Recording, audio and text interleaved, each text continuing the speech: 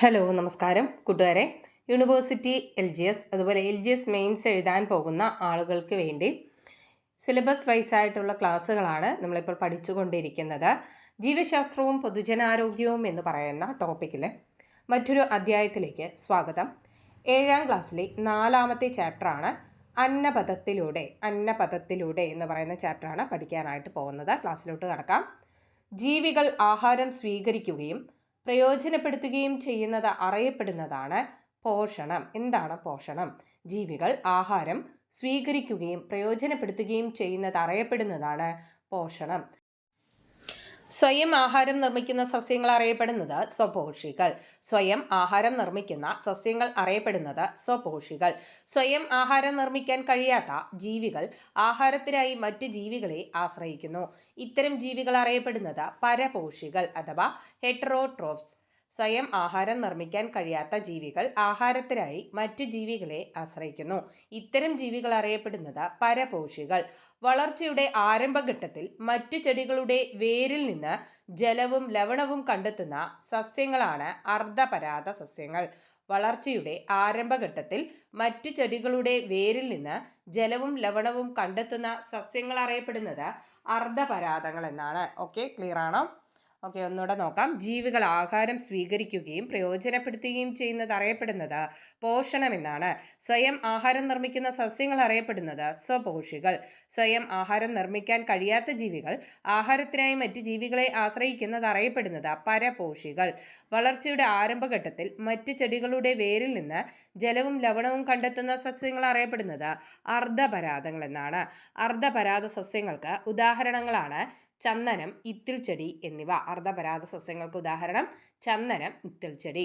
ആഹാരത്തിനു വേണ്ടി അത് സ്ഥിതി ചെയ്യുന്ന സസ്യത്തെ ആശ്രയിക്കുന്ന സസ്യങ്ങൾ അറിയപ്പെടുന്നത് പൂർണ്ണപരാതങ്ങൾ. ആഹാരത്തിനു വേണ്ടി അത് സ്ഥിതി ചെയ്യുന്ന സസ്യത്തെ ആശ്രയിക്കുന്ന സസ്യങ്ങളാണ് പൂർണ്ണപരാതങ്ങൾ. പൂർണ്ണപരാത സസ്യത്തിന് ഉദാഹരണമാണ് മൂടില്ലാത്താളി. ഏതാണ്? മൂടില്ലാത്താളി എന്തിന് ഉദാഹരണമാണ്? പൂർണ്ണപരാത സസ്യത്തിന് ഉദാഹരണമാണ്. ജീർണിച്ച ജൈവ അവശിഷ്ടങ്ങളിൽ നിന്ന് ആഹാരം കണ്ടെത്തുന്ന സസ്യങ്ങൾ അറിയപ്പെടുന്നത് ശവോപജീവികൾ. ജീർണിച്ച ജൈവ അവശിഷ്ടങ്ങളിൽ നിന്ന് ആഹാരം കണ്ടെത്തുന്ന സസ്യങ്ങൾ അറിയപ്പെടുന്നത് ശവോപജീവികൾ. ശവോപജീവികൾക്ക് ഉദാഹരണങ്ങളാണ് മോണോട്രോപ്പ, കൂൺ എന്നിവ. ശവോപജീവികൾക്ക് ഉദാഹരണങ്ങൾ ഏതെല്ലാമാണ്? മോണോട്രോപ്പ, കൂൺ. ജന്തുക്കളിലെ ബാഹ്യപരാതങ്ങൾക്ക് ഉദാഹരണങ്ങളാണ് പേൻ, ചെള്ള് എന്നിവ. ജന്തുക്കളിലെ ബാഹ്യപരാതങ്ങൾക്ക് ഉദാഹരണങ്ങളാണ് പേൻ, ചെള്ള്. ആന്തരപരാതത്തിന് ഉദാഹരണമാണ് വിര. ആന്തരപരാതത്തിന് ഉദാഹരണം വിര. പ്രാണികളെ പിടിക്കുന്ന സസ്യങ്ങൾ അറിയപ്പെടുന്നത് ഇരപിടിയൻ സസ്യങ്ങൾ. പ്രാണികളെ പിടിക്കുന്ന സസ്യങ്ങൾ അറിയപ്പെടുന്നത് ഇരപിടിയൻ സസ്യങ്ങൾ. ഇരപിടിയൻ സസ്യങ്ങൾക്ക് ഉദാഹരണമാണ് വീനസ് ഫ്ലൈ ട്രാപ്പ്, സൺഡ്യൂ ചെടി, പിച്ചർ ചെടി എന്നിവ. ഇരപിടിയൻ സസ്യങ്ങൾക്ക് ഉദാഹരണങ്ങളാണ് വീനസ് ഫ്ലൈ ട്രാപ്പ്, സൺഡ്യൂ ചെടി, പിച്ചർ ചെടി എന്നിവ. ആഹാരത്തിൻ്റെ ദഹനം ആരംഭിക്കുന്നത് വായിൽ വച്ചാണ്. ആഹാരത്തിൻ്റെ ദഹനം ആരംഭിക്കുന്നത് വായിൽ വെച്ച്. മനുഷ്യ ശരീരത്തിലെ കാഠിന്യമേറിയ ഭാഗമാണ് പല്ല്. മനുഷ്യ ശരീരത്തിലെ കാഠിന്യമേറിയ ഭാഗമാണ് പല്ല്. പല്ലിൻ്റെ ഏറ്റവും ഉപരിതല പാളിയാണ് ഇനാമൽ. പല്ലിൻ്റെ ഏറ്റവും ഉപരിതല പാളി ഇനാമൽ. ശരീരത്തിലെ ഏറ്റവും കഠിനമായ പദാർത്ഥമാണ് ഇനാമൽ. ശരീരത്തിലെ ഏറ്റവും കഠിനമായ പദാർത്ഥം ഇനാമൽ. പല്ലിൻ്റെ ഇനാമലിൻ്റെ നാശത്തിന് കാരണമാകുന്ന ആസിഡാണ് ലാക്റ്റിക് ആസിഡ്. പല്ലിലെ ഇനാമലിൻ്റെ നാശത്തിന് കാരണമാകുന്ന ആസിഡാണ് ലാക്റ്റിക് ആസിഡ്. പാൽപ്പല്ലുകളുടെ എണ്ണം 20. പാൽപ്പല്ലുകൾ 20. പാൽപ്പല്ലുകൾ മുളയ്ക്കാൻ തുടങ്ങുന്നത് 6 മാസം പ്രായമാകുന്നത് മുതലാണ്. പാൽപ്പല്ലുകൾ മുളയ്ക്കാൻ തുടങ്ങുന്നത് 6 മാസം പ്രായമാകുന്നത് മുതൽ. പാൽപ്പല്ലുകൾ കൊഴിയാൻ തുടങ്ങുന്നത് 6 വയസ്സ് മുതൽ. പാൽപ്പല്ലുകൾ കൊഴിയാൻ തുടങ്ങുന്നത് 6 വയസ്സ് മുതൽ. സ്ഥിരദന്തങ്ങളുടെ എണ്ണം 32. സ്ഥിരദന്തങ്ങൾ 32. മനുഷ്യനിൽ എത്ര തരം പല്ലാണുള്ളത്? 4 തരം. മനുഷ്യനിൽ 4 തരം പല്ലാണുള്ളത്. ഉളിപ്പല്ല്, കോമ്പല്ല്, അഗ്രചർവണകം, ചർവണകം. ഉളിപ്പല്ല്, കോമ്പല്ല്, അഗ്രചർവണകം, ചർവണകം. ഉളിപ്പല്ലുകളുടെ എണ്ണം 8. ഉളിപ്പല്ലുകളുടെ എണ്ണം 8. ആഹാരം കടിച്ചു മുറിക്കാൻ സഹായിക്കുന്നത് ഉളിപ്പല്ലുകളാണ്. 8 ഉളി കയ്യിലുണ്ടെന്ന് കരുതുക. മുറിക്കാനൊക്കെ സഹായിക്കുന്നത് ഉളി വെച്ചാണെന്ന് കരുതുക. ഓക്കെ, അപ്പൊ 8 ഉളിപ്പല്ലുകളാണുള്ളത്. കോമ്പല്ലുകൾ 4. ആഹാര വസ്തുക്കൾ കടിച്ചു കീറാൻ സഹായിക്കുന്നത് കോമ്പല്ലാണ്. അപ്പൊ ആനയുടെ ഈ കോമ്പല്ലാണ് എന്തായിട്ട് മാറിയിരിക്കുന്നത്, കൊമ്പ് എന്ന് നമ്മൾ പറയുന്നത്. അപ്പോൾ ആന പട്ടയും തേങ്ങയും ഒക്കെ കടിച്ചു കീറാനായിട്ട് സഹായിക്കുന്നത് ഈ കോമ്പല്ലാണെന്ന് ഓർത്തിരുന്നാൽ നമുക്ക് കിട്ടും. കോമ്പല്ലുകളുടെ എണ്ണം 4. ആഹാര വസ്തുക്കൾ കടിച്ചു കീറാൻ സഹായിക്കുന്നത് കോമ്പല്ലാണ്. അഗ്രചർവണകങ്ങളുടെ എണ്ണം 8. എന്താണ് ഈ അഗ്രചർവണകങ്ങൾ? നമ്മുടെ പല്ലിലെ ഈ അണപ്പല്ല് എന്നറിയപ്പെടുന്നതാണ് ചർവണകവും അഗ്രചർവണകവും. ചർവണകം ഈ കുറച്ച് 12 ഈ പല്ലുകൾ കഴിഞ്ഞാൽ ഏറ്റവും എൻഡിലുള്ള പല്ലുകളുടെ നിരയിലെ ഏറ്റവും എൻഡിലുള്ള ഭാഗമാണ് അഗ്രചർവണകം.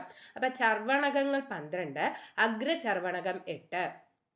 ആഹാര വസ്തുക്കൾ ചവച്ചരയ്ക്കാൻ സഹായിക്കുന്നത് ചർവണകവും അഗ്രചർവണകവുമാണ്. ആഹാരവസ്തുക്കൾ ചവച്ചരയ്ക്കാൻ സഹായിക്കുന്നത് ചർവണകവും അഗ്രചർവണകവും. ചർവണകം, അഗ്രചർവണകം എന്നീ വിഭാഗത്തിലെ പല്ലുകൾ പൊതുവെ അറിയപ്പെടുന്നത് അണപ്പല്ലുകൾ എന്നാണ്. ഏതാണ്? അണപ്പല്ലുകൾ. ആഹാരത്തിന്റെ സഞ്ചാരപാതയാണ് വായ, അന്നനാളം, ആമാശയം, ചെറുകുടൽ, വൻകുടൽ, മലദ്വാരം. ആഹാരത്തിന്റെ സഞ്ചാരപാത വായ, അന്നനാളം, ആമാശയം, ചെറുകുടൽ, വൻകുടൽ, മലദ്വാരം. അന്നനാളത്തിൽ കൂടിയുള്ള ആഹാരത്തിന്റെ തരംഗരൂപത്തിലുള്ള ചലനമാണ് പെരിസ്റ്റാൾസിസ്. അന്നനാളത്തിൽ കൂടെയുള്ള ആഹാരത്തിന്റെ തരംഗരൂപത്തിലുള്ള ചലനം അറിയപ്പെടുന്നത് പെരിസ്റ്റാൾസിസ്. ചെറുകുടലിന്റെ നീളം എത്ര? 6 മീറ്റർ. ചെറുകുടലിന്റെ നീളം 6 മീറ്റർ ആണ്. ഓക്കെ, ഓർത്തിരിക്കാം. ഓക്കെ, നമുക്കൊന്ന് റിപ്പീറ്റ് ചെയ്യാം. അർദ്ധപരാത സസ്യങ്ങൾക്ക് ഉദാഹരണങ്ങൾ ചന്ദനം, ഇത്തിൽ ചെടി എന്നിവയാണ്. ആഹാരത്തിന് വേണ്ടി അത് സ്ഥിതി ചെയ്യുന്ന സസ്യത്തെ ആശ്രയിക്കുന്ന സസ്യങ്ങളാണ് പൂർണ്ണപരാതങ്ങൾ. പൂർണ്ണപരാതത്തിന് ഉദാഹരണമാണ് മൂടില്ലത്താളി. ജീർണിച്ച ജൈവ അവശിഷ്ടങ്ങളിൽ നിന്ന് ആഹാരം കണ്ടെത്തുന്ന സസ്യങ്ങൾ അറിയപ്പെടുന്നത് ശവോപജീവികൾ. ശവോപജീവികൾക്ക് ഉദാഹരണമാണ് മോണോട്രോപ്പ, കൂൺ എന്നിവ. ജന്തുക്കളിലെ ബാഹ്യപരാതങ്ങൾക്ക് ഉദാഹരണമാണ് പേൻ, ചെള്ള് എന്നിവ. ആന്തരപരാതത്തിന് ഉദാഹരണം വിര. പ്രാണികളെ പിടിക്കുന്ന സസ്യങ്ങൾ അറിയപ്പെടുന്ന ഇരപിടിയൻ സസ്യങ്ങൾ. പ്രാണികളെ പിടിക്കുന്ന സസ്യങ്ങൾ ഇരപിടിയൻ സസ്യങ്ങൾ. ഇരപിടിയൻ സസ്യങ്ങൾക്ക് ഉദാഹരണമാണ് വീനസ് ഫ്ലൈ ട്രാപ്പ്, സൺഡ്യൂ ചെടി, പിച്ചർ ചെടി എന്നിവ. ആഹാരത്തിന്റെ ദഹനം ആരംഭിക്കുന്നത് വായിൽ വെച്ചാണ്. വളരെ ഇമ്പോർട്ടൻ്റ് ആണ്, പലതവണ ചോദിച്ചിട്ടുണ്ട്. അപ്പോൾ ആഹാരത്തിന്റെ ദഹനം ആരംഭിക്കുന്നത് വായിൽ വെച്ച്. മനുഷ്യ ശരീരത്തിലെ കാഠിന്യമേറിയ ഭാഗം പല്ല്. പല്ലിന്റെ ഏറ്റവും ഉപരിതല പാളിയാണ് ഇനാമൽ. ശരീരത്തിലെ ഏറ്റവും കഠിനമായ പദാർത്ഥമാണ് ഇനാമൽ. പല്ലിന്റെ ഇനാമലിന് നാശത്തിന് കാരണമാകുന്ന ആസിഡാണ് ലാക്റ്റിക് ആസിഡ്. പാൽപ്പല്ലുകളുടെ എണ്ണം 20. പാൽപ്പല്ലുകൾ മുളയ്ക്കാൻ തുടങ്ങുന്നത് 6 മാസം പ്രായമാകുന്നത് മുതൽ. പാൽപ്പല്ലുകൾ കൊഴിയാൻ തുടങ്ങുന്നത് 6 വയസ്സ് മുതൽ. സ്ഥിരദന്തങ്ങളുടെ എണ്ണം 32. മനുഷ്യനിൽ എത്ര തരം പല്ലാണുള്ളത്? 4. ഉളിപ്പല്ല്, കോമ്പല്ല്, അഗ്രചർവണകം, ചർവണകം. ഉളിപ്പല്ലുകളുടെ എണ്ണം 8. ആഹാരം കടിച്ചു മുറിക്കാൻ സഹായിക്കുന്നു. കോമ്പല്ലുകളുടെ എണ്ണം 4. ആഹാര വസ്തുക്കൾ കടിച്ചു കീറാൻ സഹായിക്കുന്നു. അഗ്രചർവണകങ്ങൾ 8, ചർവണകങ്ങൾ 12. ആഹാര വസ്തുക്കൾ ചവച്ചരയ്ക്കാൻ സഹായിക്കുന്നത് ചർവണകവും അഗ്രചർവണകവുമാണ്. അഗ്രചർവണകം, ചർവണകം എന്നീ വിഭാഗത്തിലെ പല്ലുകൾ പൊതുവെ അറിയപ്പെടുന്നത് അണപ്പല്ലുകൾ. ആഹാരത്തിന്റെ സഞ്ചാരപാത വായ, അന്നനാളം, ആമാശയം, ചെറുകുടൽ, വൻകുടൽ, മലദ്വാരം. അന്നനാളത്തിൽ കൂടെയുള്ള ആഹാരത്തിന്റെ തരംഗരൂപത്തിലുള്ള ചലനമാണ് പെരിസ്റ്റാൾസിസ്. ചെറുകുടലിന്റെ നീളം 6 മീറ്റർ ആണ്. എത്രയാണ്? 6 മീറ്റർ. ആഹാരത്തിന്റെ ദഹനം പൂർത്തിയാകുന്നത് എവിടെ വെച്ച്? ചെറുകുടലിൽ വെച്ച്. ആഹാരത്തിന്റെ ദഹനം പൂർത്തിയാവുന്നത് ചെറുകുടലിൽ വെച്ച്. ദഹിച്ച ആഹാരത്തിലെ പോഷക ഘടകങ്ങൾ രക്തത്തിലേക്ക് ആഗിരണം ചെയ്യപ്പെടുന്നത് ചെറുകുടലിൽ വെച്ച്. ദഹിച്ച ആഹാരത്തിലെ പോഷക ഘടകങ്ങൾ രക്തത്തിലേക്ക് ആഗിരണം ചെയ്യപ്പെടുന്നത് ചെറുകുടലിൽ വെച്ച്. വൻകുടലിന്റെ നീളം 1.5 മീറ്റർ ആണ്. വൻകുടലിന്റെ നീളം 1.5 മീറ്റർ. ധാതുലവണങ്ങൾ അടങ്ങിയ ജലത്തിന്റെ ആഗിരണം നടക്കുന്നത് വൻകുടലിൽ വെച്ചാണ്. ധാതുലവണങ്ങൾ അടങ്ങിയ ജലത്തിന്റെ ആഗിരണം നടക്കുന്നത് വൻകുടലിൽ വെച്ച്. പോഷണ പ്രക്രിയയിലെ ആദ്യഘട്ടമാണ് ആഹാര സ്വീകരണം. പോഷണ പ്രക്രിയയിലെ ആദ്യഘട്ടം ആഹാര സ്വീകരണം. ആഹാരത്തിലടങ്ങിയ ജൈവ ഘടകങ്ങളെ ശരീരത്തിന് സ്വീകരിക്കാൻ കഴിയുന്ന ലളിത ഘടകങ്ങളാക്കുന്ന പ്രക്രിയയാണ് ദഹനം. ആഹാരത്തിലടങ്ങിയ ജൈവ ഘടകങ്ങളെ ശരീരത്തിന് സ്വീകരിക്കാൻ കഴിയുന്ന ലളിത ഘടകങ്ങളാക്കുന്ന പ്രക്രിയയാണ് ദഹനം. ദഹിച്ച ആഹാരം ശരീരം സ്വീകരിക്കുന്ന പ്രക്രിയയാണ് ആഗിരണം. ദഹിച്ച ആഹാരം ശരീരം സ്വീകരിക്കുന്ന പ്രക്രിയയാണ് ആഗിരണം. ആഗിരണം ചെയ്യപ്പെട്ട ആഹാര ഘടകങ്ങൾ ശരീരത്തിന്റെ ഭാഗമാക്കുന്ന പ്രക്രിയയാണ് സ്വാംശീകരണം. ആഗിരണം ചെയ്യപ്പെട്ട ആഹാര ഘടകങ്ങൾ ശരീരത്തിന്റെ ഭാഗമാക്കുന്ന പ്രക്രിയയാണ് സ്വാംശീകരണം. മദ്യപാനത്തിന്റെ ദൂഷ്യഫലങ്ങൾ എന്തെല്ലാമാണ്? കരൾ വീക്കം, ആമാശയത്തിൽ അൾസർ, ക്യാൻസർ, വായ, അന്നനാളം, കരൾ, വൻകുടൽ എന്നിവിടങ്ങളിൽ ഉണ്ടാകുന്ന ക്യാൻസർ എന്നിവ മദ്യപാനത്തിന്റെ ദൂഷ്യഫലങ്ങളാണ്. മദ്യപാനത്തിന്റെ ദൂഷ്യഫലങ്ങൾ എന്തെല്ലാമാണ്? കരൾ വീക്കം, ആമാശയത്തിൽ അൾസർ, ക്യാൻസർ, വായ, അന്നനാളം, കരൾ, വൻകുടൽ എന്നിവിടങ്ങളിലെ ക്യാൻസർ എന്നിവ മദ്യപാനത്തിന്റെ ദൂഷ്യഫലങ്ങളാണ്. ശാരീരിക പ്രവർത്തനങ്ങളുടെ ഫലമായി ഉണ്ടാകുന്നതും ശരീരത്തിന് ആവശ്യമില്ലാത്തതുമായ വസ്തുക്കളെ ശരീരം പുറന്തള്ളുന്ന പ്രക്രിയയാണ് വിസർജനം.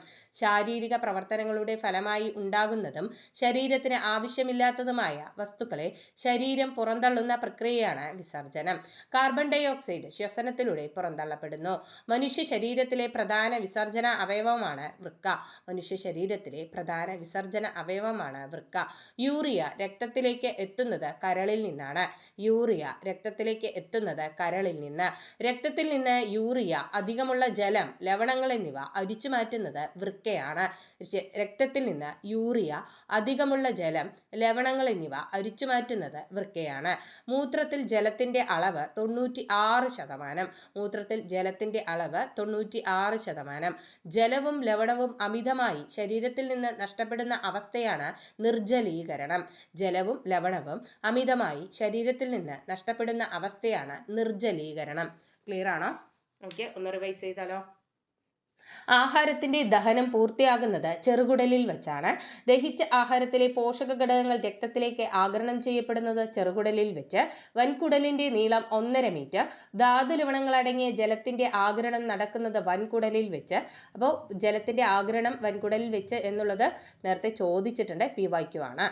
പോഷണ പ്രക്രിയയിലെ ആദ്യ ഘട്ടമാണ് ആഹാര സ്വീകരണം. ആഹാരത്തിലടങ്ങിയ ജൈവ ഘടകങ്ങളെ ശരീരത്തിന് സ്വീകരിക്കാൻ കഴിയുന്ന ലളിത ഘടകങ്ങളാക്കുന്ന പ്രക്രിയയാണ് ദഹനം. ദഹിച്ച ആഹാരം ശരീരം സ്വീകരിക്കുന്ന പ്രക്രിയയാണ് ആഗിരണം. ആഗിരണം ചെയ്യപ്പെട്ട ആഹാര ഘടകങ്ങൾ ശരീരത്തിന്റെ ഭാഗമാക്കുന്ന പ്രക്രിയയാണ് സ്വാംശീകരണം. മദ്യപാനത്തിന്റെ ദൂഷ്യഫലങ്ങൾ കരൾ വീക്കം, ആമാശയത്തിൽ